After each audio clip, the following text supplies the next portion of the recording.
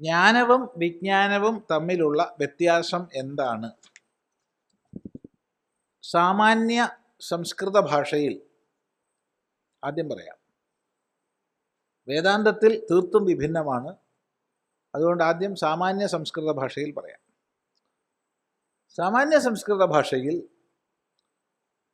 ആത്മാദി പദാർത്ഥങ്ങളെക്കുറിച്ചുള്ള എന്താണ് ആത്മാവ്, എന്താണ് അനാത്മാവ്,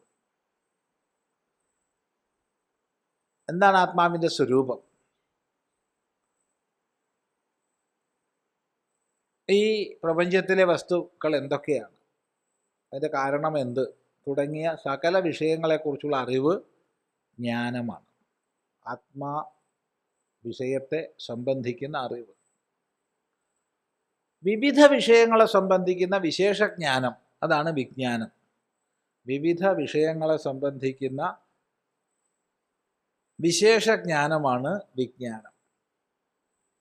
ഇപ്പോൾ സയൻസ്, ടെക്നോളജി, ശാസ്ത്ര വിഷയങ്ങൾ, ഗണിത വിഷയങ്ങൾ, ജീവശാസ്ത്രം, ആയുർവേദം, ധനതത്വശാസ്ത്രം, അങ്ങനെ വിവിധങ്ങളായ വിഷയങ്ങളെക്കുറിച്ചുള്ള ജ്ഞാനമാണ് വിജ്ഞാനം.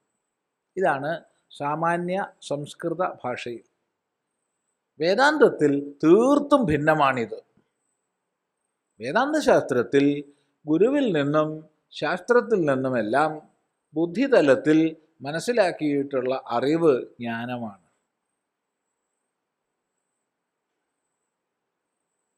ഞാൻ വേദാന്തം നല്ലപോലെ പഠിച്ചിരിക്കുന്നു, എനിക്ക് പഠിപ്പിക്കാനുള്ള നല്ല കഴിവുണ്ട്, വേദാന്തത്തിൽ ഡോക്ടറേറ്റ് ഉണ്ട്, വേദാന്തത്തിൽ തന്നെ ഞാൻ പോസ്റ്റ് ഡോക്ടറൽ ഒക്കെ ചെയ്തിട്ടുണ്ട്, ഇതൊക്കെ പറഞ്ഞാൽ അവിടെ ജ്ഞാനം എന്നാണ് അർത്ഥം. അതുതന്നെ എല്ലാ സംശയ വിപര്യങ്ങളും നീങ്ങി തൻ്റെ തന്നെ ബോധമായി തീർന്നിരിക്കുന്ന, ഒന്നുകൂടി വ്യക്തമായി പറഞ്ഞാൽ, നമ്മൾ പഠിക്കുന്ന ഘട്ടത്തിലും ബുദ്ധിതലത്തിൽ അറിഞ്ഞിരിക്കുന്ന ഘട്ടത്തിലും ഗുരുനാഥൻ ഉപദേശിച്ച ശാസ്ത്രം, ഗുരു ശാസ്ത്രം, ഈ ഭേദമുണ്ട്. അതറിയുന്ന ജ്ഞാനവുമുണ്ട്. അതായത് ഗുരു, ശാസ്ത്രം, സ്വന്തം പ്രത്യയം, ഇങ്ങനെ 3 വിഭാഗങ്ങളിൽ തിരിക്കാം. ശ്രവണ മനന നിധിധ്യാസങ്ങളിലൂടെ, ശ്രവണം, മനനം, നിധിധ്യാസം എന്നിവയിലൂടെ, നിരന്തര അഭ്യാസത്തിലൂടെ ഈ ഭേദം ഇല്ലാതായിത്തീരുന്ന, എന്ന് വച്ചാൽ ആദ്യം തന്നെ ഗുരുവും ശാസ്ത്രവും രണ്ടല്ലെന്ന് ആദ്യം ബോധിച്ചു. ശാസ്ത്ര സ്വരൂപനാണ് ഗുരു, ഗുരു പറയുന്നത് തന്നെയാണ് ശാസ്ത്രം. ആദ്യം നമുക്ക് തോന്നിയത് എന്താ? ഗുരുനാഥൻ പഠിച്ചിട്ട് ശാസ്ത്രം പറഞ്ഞു തരിക എന്നാണ് തോന്നിയത് ആദ്യഘട്ടത്തിൽ. എല്ലാവർക്കും അങ്ങനെ തന്നെ ആദ്യഘട്ടത്തിൽ തോന്നിയിട്ടുള്ളത്. ഗുരുനാഥൻ ശാസ്ത്രം പഠിച്ച് നമുക്ക് പറഞ്ഞു തരികയാണ് എന്നാണ്. പക്ഷേ ശ്രവണ മനനങ്ങളിലൂടെ നിധിധ്യാസത്തിലേക്ക് ഉയരുമ്പോഴത്തേക്ക് എനിക്ക് മനസ്സിലായി, അങ്ങനെയല്ല.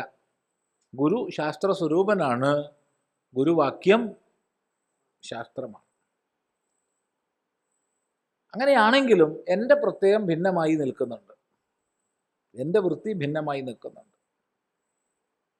അതും ഏകീഭവിക്കുന്ന, ഗുരു ശാസ്ത്രം സ്വന്തം പ്രത്യയം എന്ന വ്യത്യാസമില്ലാതെ ശാസ്ത്രത്തിൽ ദൃഢത കൈവരുന്ന, അത് തന്നെ എന്ന് സ്വാനുഭവം വരുന്ന അവസ്ഥയാണ് വിജ്ഞാനം. അതിനെ സാക്ഷാത്കാരം എന്ന് പറയാം, സ്വാനുഭൂതി എന്ന് പറയാം, അപരോക്ഷ അനുഭവം എന്ന് പറയാം, അപരോക്ഷ ജ്ഞാനം എന്ന് പറയാം. അങ്ങനെ പല പേരുകൾ ആചാര്യന്മാർ വിനിയോഗിച്ചിട്ടുണ്ട്. ഇതാണ് വേദാന്ത ശാസ്ത്രത്തിൽ വിജ്ഞാനം.